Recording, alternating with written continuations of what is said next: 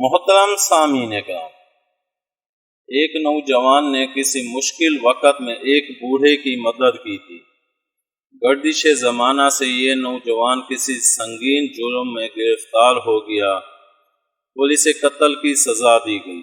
سپاہی اس کو لے کر مقتل کی طرف روانہ ہوئے تو تماشا دیکھنے کے لیے سارا شہر امٹ پڑا۔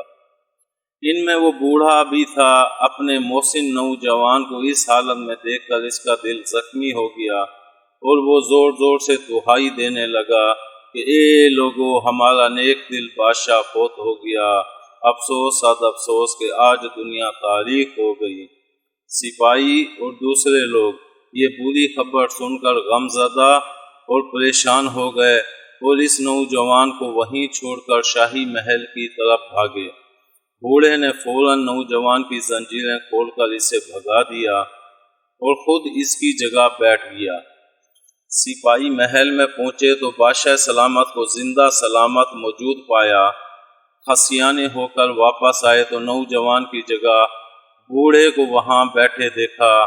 اسے گرفتار کر کے بادشاہ کے سامنے لے گئے اور سارا قصہ بیان فرمایا۔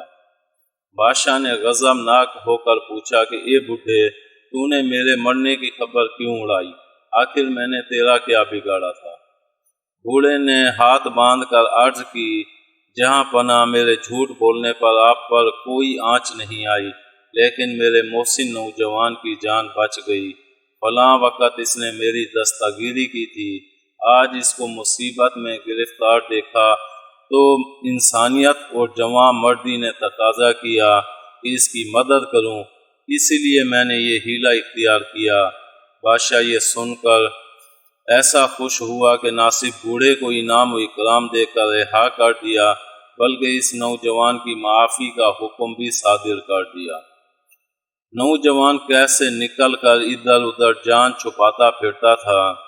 کسی نے اس کو معافی کی خوشخبری سنائی اور پوچھا کہ تیری جان کیسے بچ گئی؟ اس نے جواب دیا کہ ایک حقیر رقم میرے کام آ گئی جو میں نے اس سائل کو ضرورت کے وقت دی تھی۔ امید ہے آپ کو ہماری یہ ویڈیو پسند آئی ہوگی۔ پسند آنے کی صورت میں لائک کریں، کمنٹ کریں اور شیئر کرنا مت بھولیں۔ ملتے ہیں اگلی ویڈیو تک۔ اللہ حافظ۔